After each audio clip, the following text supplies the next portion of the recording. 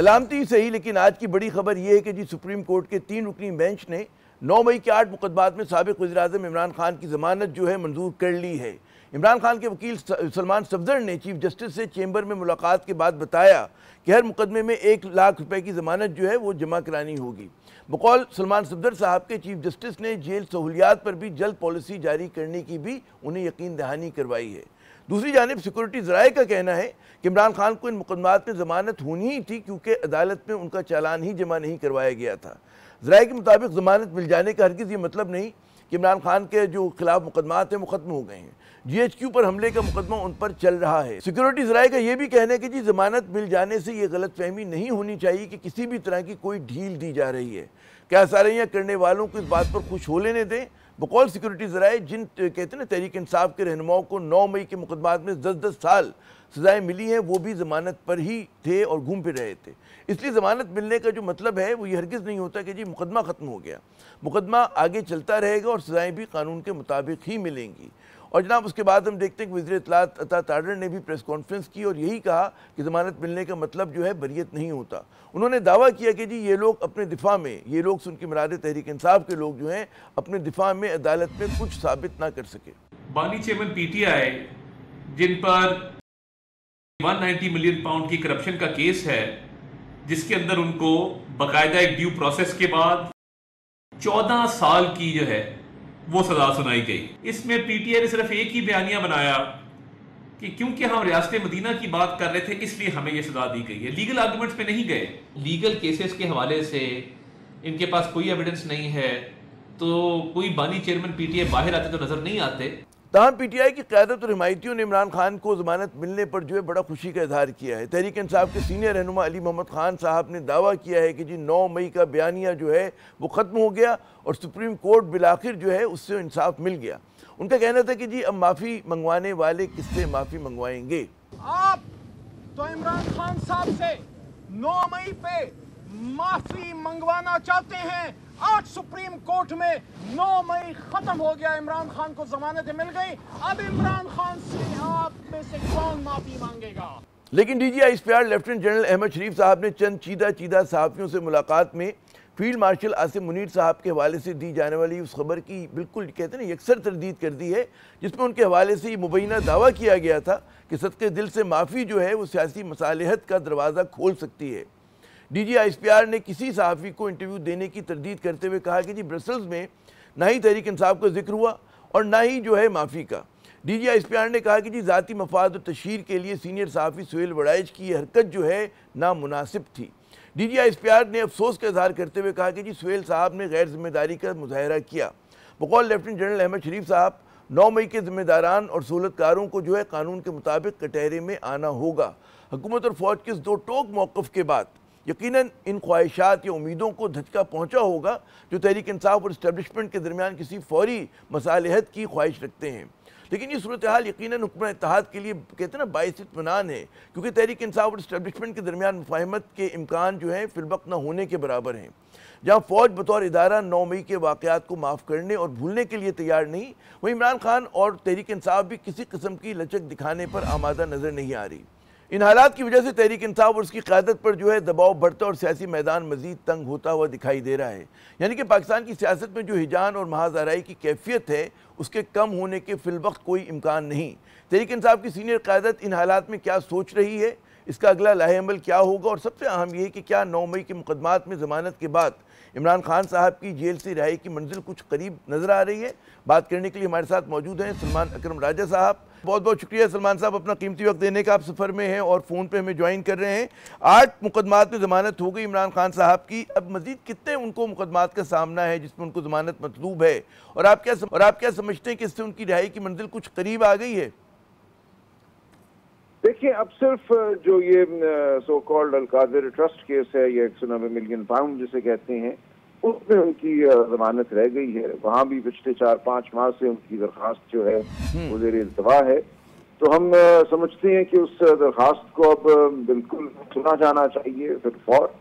उसमें high court जो भी फैसला करे, मामला सुप्रीम कोर्ट आएगा और हम बहुत पुरुमीद हैं। उस मुकदमे में कुछ भी नहीं है, ना सरकार को एक पैसे का नुकसान है, ना खान साहब को, बुशरा बीबी को कोई एक पैसे का फायदा है। तो कोई वजह नहीं है कि वहाँ भी जमानत ना हो।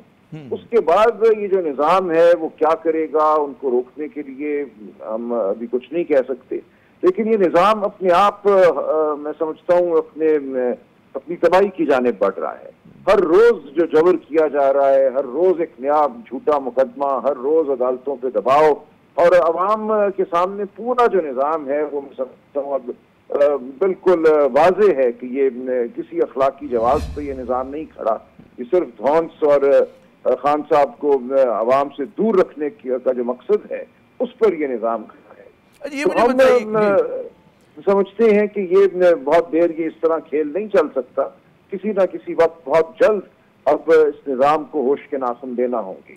अच्छा, लेकिन हम देख रहे हैं कि जो सुप्रीम कोर्ट से जमानत हुई और उसके बाद हम दो जगह से, एक तो जो वज़ीर इत्तलात उनकी तरफ से रद्द-ए-अमल आया, फिर सिक्योरिटी ज़राए की तरफ से रद्द-ए-अमल आया है। उन्होंने बिल्कुल वजाहत से ये कहा है कि जी इसका मतलब ये नहीं है कि कोई ढील दी जा रही है या जो मुकदमात जो है वो ख़त्म हो रहे हैं। वो कह रहे हैं जी ये तो कोई बड़ी बात नहीं कि अगर ज़मानत हो जाती है, मुकदमात उसी तरह चलेंगे 9 मई के हवाले से। ज़ाहिर है चलेंगे, हम भी नहीं है, ये एक ज़का-खेज़ मुकदमा है। उनको बेजान है ना, खान साहब को एक इंतहाई समझते हैं अमर था, बेल होनी चाहिए थी, उनको मिल गई, उनका हक था। आगे जो मुकदमा है जिस तरह चलेगा वो हम उसका सामना करेंगे। वही गवाही है ना हर मुकदमे में, दो पुलिस के मुलाजिम, एक चक्री में जो कहता है मैं कहीं कुर्सी के पीछे खड़ा हुआ था, एक कहता है मैं जमान पार्क में किसी तरह मुसलमानी टोपी पहन के खान साहब के ड्राइंग रूम में दाखिल हो गया, रुक के मैंने कोई गुफ्तगू सुन की। तो इस गवाही पे पूरी ये इमारत जो 9 मई की साजिश की इमारत है वो खड़ी हुई है।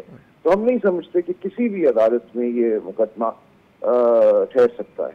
अच्छा, ये जो आपने फरमाया कि जी अल-कादिर ट्रस्ट का केस जो है बहुत कमज़ोर केस है, लेकिन हुकूमत का दावा ये कि जी बड़ा मजबूत केस है और वो इसको बहुत बड़ी बदनवानी से जोड़ते हैं। ज़ाहिर है कि इंटरप्रिटेशन का फ़र्क है। आप क्यों इतने पुरुमीद हैं कि जी अल-कादिर ट्रस्ट, जिसको हुकूमत ने बहुत ज़ोर लगाया हुआ है कि जी इतने कहते हैं ना कि मिलियन पाउंड का जो है फ़ायदा नुकसान की बात वो कर रहे हैं, तो आपकी इतना पुरुमीद होने की वजह क्या है कि जहाँ उस केस में आपको क्या बड़ा फ्लॉ नज़र आ रहा है ऐसा?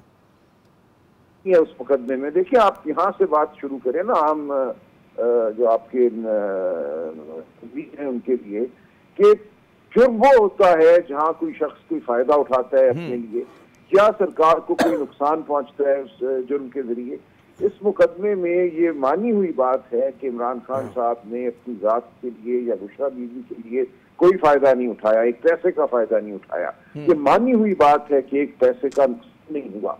ये बात भी अब शहादत गवाही रिकॉर्ड बिल्कुल मौजूद है कि जो पैसा भेजा गया बरतानिया से वो मलिक रियाज साहब उनके खानदान की जो हुई वहाँ की नेशनल क्राइम एजेंसी के साथ उसके तहत बराह रास्त एक अकाउंट में आया जो सुप्रीम कोर्ट का अकाउंट था। वहाँ से एक पैसा कहीं आगे पीछे नहीं गया और वो तमाम का तमाम पैसा जो है बिलाखिर हुकूमत के हवाले कर दिया गया।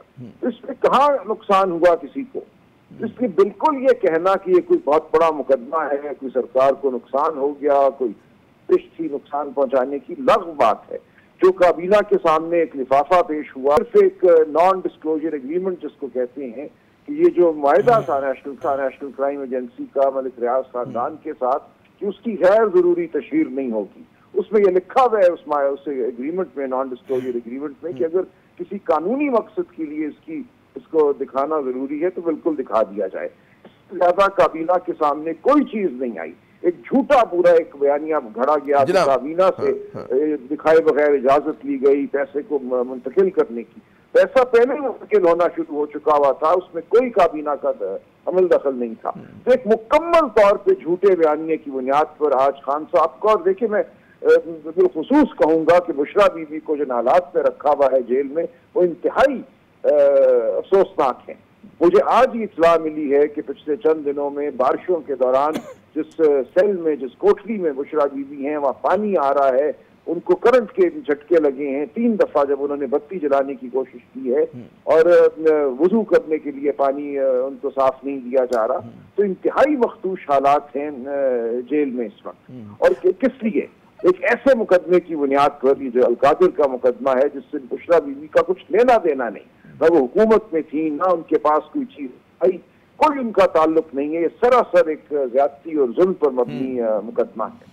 अच्छा सलमान साहब, ये जो आपने बयान किया और सबको नज़र भी आ रहा है कि तहरीक इंसाफ के लिए जो है और उसकी क़यादत के लिए या उससे जो मुंसलिक लोग हैं, हालात जो है मज़ीद सख्त से सख्त हो रहे हैं और मैदान सियासी वो तंग से तंग हो रहा है। वारंट्स हैं, गिरफ्तारियाँ हैं, आप खुद फरमा रहे हैं कि मतलब नाअहलियाँ हो गई हैं। तो इसमें आपको चीज़ें क्यों नज़र आ रही हैं? हमें चीज़ें फलाह की तरफ, पाकिस्तान की आवाम की आज़ादी की तरफ जाती नजर आ रही है। ये जुल्म का निज़ाम नहीं चलेगा। देखिए, वो लोग जो समझते हैं कि हमें कोई मुफाहमत करनी है, कोई डील करनी है, कहीं जाके गिड़गिड़ाना है, वो बेवकूफ़ी की बात करते हैं। तारीख का अमल ऐसे नहीं बढ़ता है। इमरान खान जेल में इसलिए नहीं बैठे कि किसी के सामने वो जाकर कोई मांग रखेंगे। वो बैठे हैं क्योंकि उनको इदराक है कि ये एक बहुत बड़ा तारीखी अमल है जिसको वो लीड कर रहे हैं। वो किसान की तरह इसीलिए वहाँ पे खड़े हुए हैं कि पाकिस्तान की आवाम को हकीकी आज़ादी दिलाएंगे। जो एक मजाक पाकिस्तान की आवाम से होता है, कभी इलेक्शन के नाम पर, कभी कानूनी अमल के नाम पर, इस मजाक को रोका जाए। जो सहाफत आज बिल्कुल मगलूब है, डर से दो चार है। आपके दोस्त आप जानते हैं किसके साथ क्या हुआ, कौन नौकरी से हाथ धो बैठा, कौन ऑफ एयर हुआ। इस वक्त जो अदालतों के साथ हैं, इस्लामाबाद हाई कोर्ट के 6 जज साहिबान का खत जो है वो कहाँ गया, उसके ऊपर क्या अमल हुआ। इस वक्त पूरा निजाम जो है वो ध्वंस के तहत चल रहा है। तो हम समझते हैं ये ध्वंस के तहत चलने वाला निजाम जो है बिलाखिर खुद पाश होगा, अपनी झूठ तले ये गिरेगा और पाकिस्तान की आवाम जो 78 साल से हकीकी आज़ादी चाह रहे हैं वो बहुत जल्द उनको मिलेगी। अच्छा, मैं एक और इशू की तरफ आपकी तवज्जो मबजूल कराऊंगा। ये महमूद खान अचकज़ई साहब को आप लोगों ने अपोजिशन लीडर जो है नामजद किया है। ज़ाहिर सवाल बनता है कि इतनी बड़ी आपकी पार्टी है, खुद PTI की सफ़ों में से कोई शख्स क्यों नहीं नॉमिनेट हुआ? देखिए, ये कबल वक्त और गैर ज़रूरी सवाल है। अच्छा, इस वक्त हमारे leader of the opposition national assembly में उमर अयूब साहब हैं, सेनेट में शिबली फराज साहब हैं, पंजाब असेंबली में अहमद बशीर साहब हैं और हम समझते हैं कि जो उनको नाहक सजाएं दी गई हैं, ये इन्हीं 2 पुलिस एहलकारों की गवाही की बुनियाद पर इन तीनों को जो सजा दी गई है उसमें यही 2 एहलकार शामिल हैं। हर मुकदमे में पाकिस्तान भर में 9 मई के यही 2 एहलकार हैं जिनकी गवाही पे सजाएं दी जा रही हैं। तो ये सजाएं खत्म होंगी, बहुत जल्द खत्म होंगी। ये खबर तो आई थी ना, ये खबर उन्होंने अपना लिया है। लेकिन खान साहब ने सिर्फ इतना कहा है कि तमाम कानूनी दरवाजे खटखटाने के बाद, कानूनी अमल पूरा करने के बाद अगर ये सूरत आती है कि हमें पॉइंट करना पड़ता है किसी को leader of the opposition national assembly में, सेनेट में, पंजाब असेंबली में, तो आर्जी तौर पे acting leader of the opposition हम बना सकते हैं। उसके लिए उन्होंने अपनी जो हिदायत है वो दे दी है, लेकिन इस पे अभी अमल करने का वक्त नहीं आया। इसलिए मैं इस पे ज्यादा बात नहीं करना चाहूंगा। चलिए, अच्छा वो वजाहत हो गई आपकी तरफ से। मुझे जाते जाते एक और चीज़, मुझे पता है आप सफ़र में और हमें ख़तरा ये कि कहीं वो जो कनेक्शन कहीं वो मुतासर ना हो जाए। ये जो आप लोगों ने प्रोटेस्ट कैंपेन का ऐलान किया था, 5 अगस्त को प्रोटेस्ट किया, 14 अगस्त को फिर आप लोगों ने नहीं किया, मतलब जश्न आज़ादी में शरीक हुए। अब उस पर क्या आप लोगों ने सोचा, मजीद कोई है मनसूबा? ये मामला चलता रहेगा। आप प्रोटेस्ट को किसी एक वाक़े या किसी एक रैली से ना मंसूब कीजिए। जो आज का फैसला है ये भी इस प्रोटेस्ट का, इस एहतजाज का, इस वज़ाहमत का हिस्सा है। हम पाकिस्तान की आवाम के शऊर को पुकार रहे हैं, वो शऊर बिल्कुल हमारे साथ है और ये अमल जो है सारी है। इसमें कब क्या पैराया हमने अपनाना है वो तय होता रहेगा। अच्छा, एक और चीज़ की अगर मुझे क्विकली वजाहत कर सकें। ये सुनने में आया कि दोबारा जमीयत उलमा इस्लाम से आप लोगों के राब्ते हुए हैं और फिर कुछ मतलब कोशिश हो रही है कोई मुत्तहदा महाज बड़ा करने की। देखिए, वो बिलाखिर बड़ा महाज बनेगा, लेकिन JUI के हवाले से कोई खुसूस बात इस वक्त नहीं है। सियासी जमातों में बातचीत होती रहती है। अगर किसी सतह पे कोई बातचीत हुई है मकामी सतह पे, तो वो इस वक्त मरकजी सतह पे पार्टी की पॉलिसी का हिस्सा नहीं है। हम आगे देखेंगे। कोई दरवाजा कभी बंद नहीं होता सियासत में। हम गुफ्तगू के दरवाजे खुले रखेंगे। इस वक्त बहरहाल मेरी नज़र में और मेरे इल्म में ऐसी कोई बात नहीं। बहुत बहुत शुक्रिया सलमान अकरम राजा साहब। नाज़रीन, आप गुफ्तगू सुन रहे थे कि इससे दरवाज़ा बंद नहीं होता, और यकीनन इस बात का इदराक इनको भी है कि जी जो तहरीक इंसाफ उनकी क़यादत पे इस वक्त जो सख्तियाँ हैं या जो उनकी आजमाइश हैं, उसके दिन जो हैं वो मतलब तवील होने के आसार ज़्यादा हैं, दबाव बढ़ रहा है। यहाँ पे एक वक्फ़ा लेते हैं, वक्फ़े के बाद जब दोबारा आएंगे तो कुछ तस्करा करेंगे सैलाबी बारिशों का, सैलाबी रेलों का। और कल हम लोगों ने कल भी बात की थी जो कराची शहर के साथ सूरत हाल थी, खैबर पख्तूनख्वा में जो सूरत हाल थी। हमारे देही सिंध के दोस्तों ने कहा कि जी कराची के अलावा भी सिंध के दीगर शहर और कस्बे हैं कि जहाँ पर लोग बहुत मुश्किल में हैं। तो कुछ हम वहाँ की झलक लेंगे कि क्या सूरत हाल है, लेकिन वक्फे के बाद। गुज़िश्ता रोज़ वज़ीर-ए-आज़म शहबाज शरीफ साहब ने बिल्कुल दुरुस्त फरमाया था कि जी 2022 के सैलाब से कोई सबक हासिल नहीं किया गया। ये बयान एक लिहाज से खुशाइंद है क्योंकि इसमें खुद तनकीदी की झलक मिलती है जो यकीनन सेहतमंद अलामत है। 2022 के सैलाब के दिनों में यही शहबाज शरीफ साहब जो थे वज़ीर-ए-आज़म थे, सिंध में वज़ारत आला मुराद अली शाह साहब के पास थी और खैबर पख्तूनख्वा में तहरीक इंसाफ ही की हुकूमत थी। ये हुक्मरान वही थे कि जो आज हैं। खैबर पख्तूनख्वा में हालिया बारिशों और सैलाबी रेलों से 400 से ज़्यादा जानें जो हैं ज़ाया हो चुकी हैं, जबकि सिंध में अब तक 40 अफराद जो हैं लुक़मा अजल बन चुके हैं। पंजाब में भी 200 से ज़्यादा अफराद जो हैं हालिया सैलाब और बारिशों में जान गंवा बैठे। शहबाज शरीफ साहब ने दुरुस्त फरमाया कि जी इंसानी गफलत इस सूरत हाल की ज़िम्मेदार है। गैर कानूनी तामीरात और जंगलात की बेदरेक कटाव से लेकर इंसानी नाअहली तक, ये सब जो है इन कहते हैं ना मौजूदा हालात की ज़िम्मेदार है। और ज़ाहिर उसकी आप जो अगर किसी को ज़िम्मेदार करार देंगे तो हुक्मरानी तो है वो। सवाल ये कि क्या हम कोई सबक सीखने के लिए, यानी कि हमारे हुक्मरान जो हैं वो कोई सबक सीखने के लिए तैयार हैं या नहीं, या वो जो दायरों का सफ़र है हमारा वो जारी रहेगा। कराची में 3 रोज़ा बारिश ने शहर का जो है हुलिया बिगाड़ कर रख दिया और अभी मज़ीद बारिश की जो है पेशगोई की जा चुकी है। आज भी शहर पर जो है काली घटाई जो है वो छाई रही और मुख्तलिफ इलाकों में हल्की और तेज़ बारिश हुई। शाहराह फैसल हो, यूनिवर्सिटी रोड हो, शाहराह पाकिस्तान हो, उन समेत बहुत सी सड़कों पर 2 रोज़ से पानी जमा है और गटर जो है उबल रहे हैं। शाह फैसल थाने में कई फुट पानी जमा हो गया। सिविल अस्पताल जो है आपका ज़ेर आब आ गया। बारिश से मुंसलिक हादसात में अब तक कोई हैं 20 अमवात हो चुकी हैं। सीनियर वज़ीर जो हैं हमारे शर्जील इनाम मेमन साहब सूबाई, उनका कहना है कि जी हुकूमत सिंध के ख़िलाफ़ मीडिया पर बाकायदा मुहिम चलाई जा रही है। असल मसला जो है वो माहौलियाती तब्दीली का है। इस बात पर अफसोस है, ठीक है लोगों को तकलीफ है, उसका एहसास हम सबको है, लेकिन कहीं कहीं पे हमने देखा कि हमारे साथ ज़्यादती भी की जा रही थी। कहीं पे ऐसा भी महसूस हो रहा था जैसे कोई कैंपेन चल रही हो हुकूमत के ख़िलाफ़ और बाकायदा स्पेशल ट्रांसमिशन चल रही थी। खैबर पख्तूनख्वा में 447 मासूम लोगों की जानें गई, हमें उस तरीके की ट्रांसमिशन वहाँ नज़र नहीं आई। पंजाब में 165, बहुत बड़ी फिगर है, 165 लोग बेचारे बरसात की वजह से जान से मारे गए, वहाँ पे हमें ट्रांसमिशन नज़र नहीं आई। इस तरह गिलगित बल्तिस्तान बाकी जगहों पे, लेकिन वो एक चंद लोगों का एक बाइस चीज़ें थी। हाँ, अगर हम लोग अप्रोचेबल नहीं होते तो कोई बोलता है कि जी हमें आपका मौक़िफ़ नहीं पता चला। हम सब टीवी पे भी अवेलेबल थे, सड़कों पे भी अवेलेबल थे, फ़ोन कॉल्स पे भी अवेलेबल थे। मंगल की बारिश के बाद से कराची के कई इलाकों में जो है बिजली हनूज़ गायब है। मलीर में के इलेक्ट्रिक के दफ्तर के बाहर जो है अवामी एहतजाज की वजह से सड़कें बंद हुई, जिसकी वजह से गाड़ियां घंटों फंसी रहीं और अवाम जो है मजीद परेशान हुए। तो जनाब यही सूरत हाल जो है सफूरा गोड पे दिखाई दी। अच्छा, एक और बड़ा मसला है कि जी बिजली, कहते हैं ना बिजली की बंदिश ने जो है पानी का बुरान खड़ा कर दिया। पानी आगे धकेलने के लिए आपको बिजली के पंप्स की ज़रूरत होती है और वो बिजली नहीं है तो पंप काम नहीं करें। हालात हैं कि मज़ीद जानते हैं आज न्यूज़ कराची के नुमाइंदे जनाब शाहजेब हुसैन साहब से। जनाब शाहजेब साहब, क्या रही कराची की सूरत हाल आज?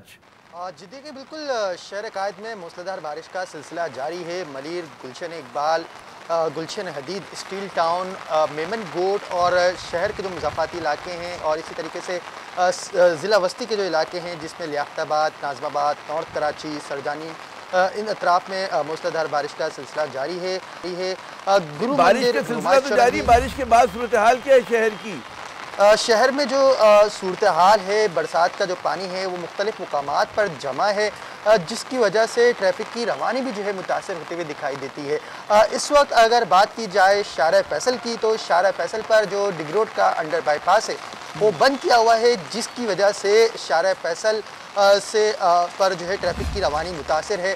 नाज़माबाद से लेकर नागन चौरंगी तक जो सड़क है अमूमी सूरत हाल देख रहे हैं वो ये है कि जी पहले कराची की सड़कें जो थी उधड़ी हुई थी और गड्ढों के बीच में कहीं कहीं सड़क आया करती थी। अब इन बारिशों ने मजीद तबाहाल कर दिया और सिर्फ हम मरकज़ी शाहर फैसल तो कराची नहीं है, शहर तो बहुत बड़ा है हमारा माशाअल्लाह। तो जहाँ जहाँ से मेरी लोगों से बात हो रही है वो कह रहे हैं कि जी बहुत अबतर हालत है, सड़कें मज़ीद टूट फूट गई हैं, पानी खड़ा हुआ है, गड्ढे बढ़ गए हैं, ट्रैफिक ज़ाहिर है कि उसकी वजह से बहुत ज़्यादा रफ्तारी से जारी है। जी जी बिल्कुल आमिर, जैसा मैं आपको बताऊं कि पहले हम कहा करते थे कि सड़क पर कहीं कहीं गड्ढे आ जाते हैं, अब हम ये कहते हैं कि गड्ढों पर कहीं कहीं सड़क आ जाती है। जिस तरीके से नेशनल डिज़ास्टर मैनेजमेंट में ऐलान किया है कि कराची में 24 से 28 अगस्त तक एक और स्पेल आने वाला है और वो शदीद मूसलाधार बारिश जो है कराची में बरसाएगा। तो अब हमने देखा कि 2 रोज़ कबल जो कराची में बरसात हुई उसमें का निज़ाम ये मेयर कराची जो है मुर्जा वहाब साहब, वो ये भी दावा कर रहे हैं कि जी मतलब पानी रुक नहीं रहा है, कुछ घंटों में सड़कें साफ़ हो जाती हैं। क्या वाकई ऐसी सूरत हाल है? और लोग तो कह रहे हैं कि हो रहा है ऐसा, कम से कम मरकज़ी शाहराहों पे पानी बहुत देर तक नहीं खड़ा हुआ। मैं आपको शाहर फैसल के 3 मुकाम ऐसे बताता हूं जहां पर सैलाबी रेला जो है आ जाता है, जिसमें PCHS सोसाइटी के अतराफ़ के जो इलाके हैं वहाँ से जो है पानी सड़क की तरफ आता है मेन शाहर फैसल पर, जहाँ पर हम देखते हैं कि नर्सरी का जो मुकाम है यहाँ पर बाकायदा तौर पर सैलाबी रेला हमें नज़र आता है। फिर उसके बाद हम कारसाज पर पहुँच जाएँ तो कारसाज पर भी इसी तरीके की सूरत हाल दिखाई देती है। बोटल नेक से आप बिल्कुल दुरुस्त कह रहे हैं। बस मुझे आखिरी बात और बताइए कि कुछ आज आपको सिंध की इंतजामिया या शहरी हुकूमत जो है वो नज़र आई सड़कों को साफ़ करती हुई, पानी को निकालती हुई, कुछ मुरम्मत करती हुई? क्या हो रहा है इंतजामी लेवल पे, क्या चीज़ें हो रही हैं? जी बिल्कुल, देखिए मैं आज तकरीबन कोई 6 बजे मली 15 से निकला और तकरीबन गुरु मंदिर आते आते मुझे 2 घंटे लगे। कहीं पर भी जो है सरकारी मशीनरी नज़र नहीं आई। शहरी जो है बुलबुलाते हुए जो है सड़कों पर नज़र आए। किसी की मोटरसाइकिल ख़राब तो किसी की गाड़ी जो है बंद हो जाने की वजह से वो शदीद मुतासर दिखाई दिए गए। शहर में अलबत्ता जो है ट्रैफिक का जो दबाव है वो अब नहीं है, लेकिन जो बरसात की वजह से जो मुश्किलात का सामना करना पड़ रहा है शहरियों को, लोग खौफजदा हैं, घरों में मुक़य्यद है, नहीं निकल रहे हैं। ज़ाहिर है कि जो कराची में जितना रौनक होती है सड़कों पे वो बहुत कम है। शायद बहुत शुक्रिया कि आपने हमें कराची की सूरत हाल से आगाह किया। यकीनन कराची के शहरी जो हैं बड़ी मुश्किल में हैं और सड़कों पर उतनी रौनक नहीं है जितनी हमेशा हुआ करती है। कुछ लोग खौफ का शिकार हैं, घरों से में मुक़य्यद हैं, नहीं निकल पा रहे, बिजली नहीं आ रही बहुत सारे इलाकों के अंदर, मतलब 48 घंटे हो गए हैं, 72 घंटे हो गए हैं और बिजली जो है वो नहीं आ रही। लोग एहतजाज कर रहे हैं, उसकी वजह से मज़ीद जो है ट्रैफिक जैम हो रहे हैं। तो ये तो कराची की सूरत हाल है। हमसे बहुत सारे लोगों ने शिकायत की जी आपका पूरा फोकस जो है कराची पे रहता है, सिंध इतना बड़ा सूबा है, यहाँ पे दीगर शहर हैं, कस्बे हैं और मतलब गांव देहात हैं। ज़ाहिर है कि हम इस प्रोग्राम में तमाम जगहों पे तो नज़र नहीं डाल सकते। कुछ हमने हैदराबाद की खबर लेने की कोशिश की, हमारे वहाँ पे नुमाइंदे हैं वसीम अब्बास साहब, वो कुछ आपको हैदराबाद का अहवाल बताएंगे और वहाँ के शहरी जो हैं कुछ अपनी मुश्किलात का जिक्र करेंगे। आइए मुलाहिज़ा करते हैं। मैं इस वक्त मौजूद हूँ शहबाज बिल्डिंग के अकब में मौजूद government primary school peon colony में, जहाँ इस वक्त भी घुटनों पानी मौजूद है। क्लासरूम्स में पानी दाखिल हो गया है, जिसके बाइस यहाँ 2 रोज़ से जो तालीमी सिलसिला है वो मुनक़ता है, बच्चों की छुट्टी कर दी गई है।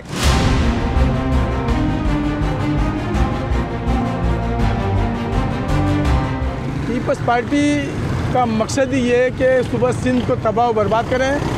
और आप ख़जाने की बात कर रहे हैं तो ख़जाना आवाम के लिए नहीं है, इनके अपने घरों के लिए ख़जाने हैं। यहाँ के जो पाड़े के चंगे मुड़ से सब डीजल खा जा रहे, कहाँ जाए गरीब बंदे, सब मच्छरों में सारी रात यहाँ पे जो है दर पदर लगे पड़े। हैदराबाद को डूबना ही है, डुबाने वाले ये लोग हैं। खुद डूबेगा तो पैसे आएंगे इन लोगों के पास, पैसे नहीं आएंगे तो इनके काम कैसे चलेंगे। दोनों दिन रात के औकात में हैदराबाद में मूसलाधार बारिश हुई, जिसके बाइस जो अक्सर नशेबी इलाके थे वो ज़ेरे आब आ गए थे। जो यहाँ के इलाका मकीन है उनका भी यही मुतालबा है बल्दिया आला हैदराबाद से और मेयर हैदराबाद से कि पानी की निकासी का फौरी तौर पर बंदोबस्त किया जाए। जी तो जनाब, आपने हैदराबाद से हमारी रिपोर्ट मुलाहिज़ा की और पता ये चला कि जी सिर्फ कराची के लोग दुखी नहीं हैं, हैदराबाद के भी और सिंध के जो हैं दीगर इलाकों में भी हालात मुश्किल से मुश्किल तर हैं। हम चलते हैं अपने अगले मेहमान की जानिब। हमारे साथ मौजूद हैं शाह बुस्तो साहब, मारूफ कानूनदां हैं, एक्टिविस्ट हैं और शहरी सिंध हो देही सिंध हो दोनों के मामलात पे बड़ी गहरी नज़र रखते हैं। शाह साहब बहुत शुक्रिया अपना कीमती वक्त देने का। लोग शिकायत हमसे करते हैं जी आप कराची के अलावा आपको सिंध के दीगर इलाके नज़र नहीं आते, तो हमने आज अभी आपके सामने हैदराबाद की रिपोर्ट पेश की। कुछ बताइएगा कि क्या चैलेंजेस दरपेश हैं, ये जो इस वक्त सैलाबी सूरत हाल है, बारिशें हो रही हैं, तो क्या सिंध के जो दीगर इलाके हैं हमारे, वहाँ पे क्या सूरत हाल है? देखिए, सिंध का जो प्रॉब्लम है, बल्कि मैं समझता हूँ काफी हद तक पूरे मुल्क में यही सूरत हाल है कि पूरे सिंध में जो है ना, वो वाटर सप्लाई और सीवेज का निज़ाम जो है वो पूरे का पूरा तकरीबन डिसफंक्शनल है। मैं आपको अगर फिगर्स दूं तो शायद ये और इसको मैं बेहतर तौर पे समझा सकूं। मसलन पूरे सिंध में जो है तकरीबन कराची अगर आप उसमें भी शामिल ना करें तो तकरीबन 2200 के करीब रूरल वाटर सप्लाई और सीवेज स्कीम्स है। अच्छा। जिसमें तकरीबन कोई 2000 के करीब जो है वो डिसफंक्शनल है। तो यानी पूरे सिंध में जो सैनिटेशन का निज़ाम है वो बिल्कुल कंप्लीटली डिसफंक्शनल है।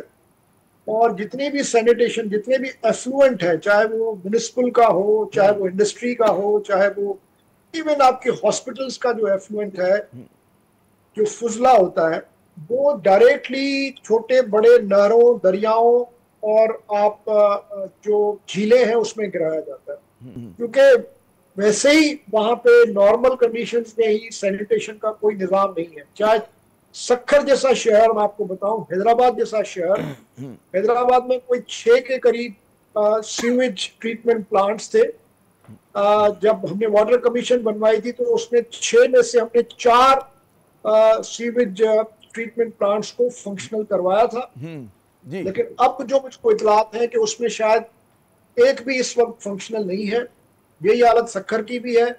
तो पानी पीने का भी जरिया वही है और आपका जो एफ्लुएंट्स का जो एफ्लुएंट फेंकने का, अजी आपने फरमाया कि पूरा निज़ाम डिसफंक्शनल है। अब माशाल्लाह मतलब है 17 बरस से पाकिस्तान पीपल्स पार्टी बरसर इक़्तिदार है, तो कोई वहाँ पर मतलब है चीज़ें जो हैं कोई 1-2%, 4% कुछ तरक्की हुई है इन मामलात में कि वो मज़ीद इन्हितात आपको नज़र आ रहा है? जब डिसफंक्शनल कह रहे तो मतलब है कुछ कोई प्रोजेक्ट कोई तो शुरू किए होंगे इन्होंने। इतना 18वीं तरमीम के बाद फंड्स भी हैं, मतलब है दावे भी करते हैं कि हम तरक्की के काम कर रहे हैं, तो ये सबसे अहम चीज़ जो है उस पर नज़र नहीं गई है क्या? देखिए, जो सिंध का जो इन मामलात में जो एक्सपर्ट डिपार्टमेंट है वो है public health and engineering department, और उसका ही काम है क्योंकि उनके पास ही एक एक्सपर्टीज भी है और रिसोर्सेज भी होते हैं। तो जो सबसे बड़ा मज़ा का खेज यहाँ का जो गवर्नेंस का फेल्योर है कि इन्होंने public health and engineering department को तो बिल्कुल उन्होंने एक तरह से इग्नोर कर दिया है। और ये सारे जो फंक्शंस हैं वाटर सप्लाई का, सैनिटेशन का, ये इन्होंने म्युनिसिपल्स को दे दिया है। क्योंकि जाहिर है उसमें पैसे मिलते हैं, उसमें फंड्स होते हैं, तो वो यही तरीका है खाने का। तो अब म्युनिसिपल्स के पास आपने ये इतना इंपॉर्टेंट काम दे दिया छोटे बड़े शहरों का, लेकिन उनके पास तो एक्सपर्टीज नहीं है। तो आप सक्खर जैसे शहर में भी आप जाएंगे तो सक्खर का जो वाटर फिल्टर प्लांट है वो पिछले 25 सालों से बंद पड़ा हुआ है। और कराची सक्खर की भी आप यही हालत, आप किसी से भी पूछ लें, वहां पे भी ट्रीटमेंट जो एफ्लुएंट ट्रीटमेंट है वो होती नहीं है और डायरेक्टली दरिया सिंध में वो जो है सारे शहर का जो सैनिटेशन जो सीवेज है वो वहीं फेंकी जाती है। अप स्ट्रीम फेंकते हैं, डाउन स्ट्रीम उधर से ही फिर पानी सप्लाई होता है सक्खर को। तो अब आपने जो इदारे जिनका काम है उनको आपने इस्तेमाल ही नहीं की, बल्कि वो इस्तेमाल, हमने जब कमीशन बनवाई तो वो हमने पब्लिक हेल्थ को दोबारा एक्टिवेट करवाया। उसमें 1300 के करीब मजीद इंजीनियर्स जो है वो एडॉक बेसिस पे भर्ती करवाए, ताकि यही डिपार्टमेंट है जो पूरे सिंध का जो वाटर एंड सीवेज का निज़ाम जो है, इसके अलावा भी उनके काम होते हैं। तो मेन काम जो है इनका वो यही था और यही कर सकते थे। लेकिन जैसे ही कमीशन खत्म की, गुलजार साहब की मेहरबानी से जब कमीशन खत्म हो गई, और पता नहीं क्यों खत्म हुई, क्योंकि तकरीबन 600 के करीब स्कीम्स जो है वो पाइपलाइन में थी। 100 बिलियन रुपीस जो है वो बजट में रखा गया था। तकरीबन 20 बिलियन तो रिलीज हो चुके थे। बेतहाशा काम हो रहा था कराची में, पूरे सिंध में। तो गुलजार साहब ने 15 सेकंड में ऑर्डर करके वो कमीशन खत्म कर दी। और आज तक नहीं पता मुझको कि कमीशन जो 3 साल का जो इतना जबरदस्त काम हुआ था, पहले फैक्ट फाइंडिंग कमीशन बनी, जस्टिस इकबाल कलोड़ो साहब ने उस पर बड़ा काम किया। उसके बाद हानी साहब ने उसको इम्प्लीमेंटेशन जो है कमीशन बनी, हानी जस्टिस आनी मुस्लिम साहब उसके हेड थे, और दिन रात काम होता रहा। वो सारे का सारा जितना काम हुआ था वो यही था कि कराची में 3 जो है सीवेज जो ट्रीटमेंट प्लांट्स थे, तीनों बंद पड़े थे, TP1, TP2, TP3, जिसमें से एक हमने जो है TP3 मारीपुर वाला चलवाया था, और TP जो है 1 पे काम हो रहा था। TP2 आपको पता है जो महमूदाबाद वाला है उस पर तो कब्जा हो गया था, वो तो वैसे ही डिसफंक्शनल था। तो पूरी कराची का तकरीबन 50 करोड़ गैलन जो अनट्रीटेड जो फुजला है डायरेक्ट गिरता है समंदर में। आप सोच सकते हैं क्या खौफनाक सूरत हाल है। अच्छा तो उसका भी बहुत ही आपने खौफनाक सूरत हाल जो है आपने मंजर कशी की है, और मतलब है हमें ये समझना चाहिए कि इसमें तो इमरजेंसी डिक्लेयर होनी चाहिए। तो आज हमने इस मौजू पे कोई ज़्यादा हम गुफ्तगू नहीं कर सके क्योंकि हमारे पास वक्त की किल्लत है। यकीनन ये इतना अहम मौजू है कि पूरे अलग प्रोग्राम का मुतकाज़ी है, और हम यकीनन इस पर ज़्यादा डिटेल रिसर्च के साथ शाहब उस्तो साहब ही को जहमत देंगे कि मज़ीद इसके ऊपर हमसे बात करें। शाहब साहब बहुत बहुत शुक्रिया, आपने अपना कीमती वक्त दिया। ये ऐसा आपने तकलीफ दे मौजू छेड़ा है, और मैं समझता हूँ कि इतनी ख़तरनाक बातें बताई हैं कि जहाँ से लोग पानी पीते हैं उसी में फुजला भी जा रहा है। तो ये तो अलग प्रोग्राम का मुतकाज़ी है, और इस मामले में तो बिल्कुल एक इमरजेंसी डिक्लेयर हो जानी चाहिए। चाहे शहरी सिंध के लोग हों चाहे देही सिंध के लोग हों, वो एक ही दर्द के रिश्ते से मुंसलिक हैं, और उनके साथ जो सलूक हो रहा है वो बहुत ही खौफनाक है। तो हम बहुत जल्द है इस मौजू पे एक अलग से प्रोग्राम भी करेंगे। नाज़रीन यहाँ पे हम वक्फा लेते हैं, हमारे साथ रहिएगा।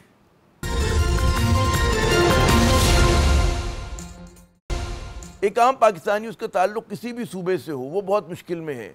KP हो, सिंध हो, पंजाब हो, बलूचिस्तान हो, सब जगह के जो दुख हैं वो बहुत ज़्यादा हैं, और ये हम तस्लीम हमें करना पड़ेगा कि ठीक है कुदरत से आप बात सूरतों में नहीं लड़ सकते, लेकिन बहुत सारी जो हमारी मुश्किलात हैं आम पाकिस्तानियों की मुश्किलात, उसकी कहते हैं कुलियतन जिम्मेदारी जो है वो आती है हमारे हुक्मरानों पे। उसकी जो जड़ें मिलती हैं वो आपको इंसानी नाअहली में मिलती हैं। वो आपको मिलता है कि जी अदम तवज्जो ही है, एक इंडिफरेंस है, यानी कि अवाम का पाकिस्तान और है और ख्वास का पाकिस्तान और है। इसी के साथ आमिर ज़िया को अगले प्रोग्राम तक के लिए इजाज़त। खुदा हाफिज़।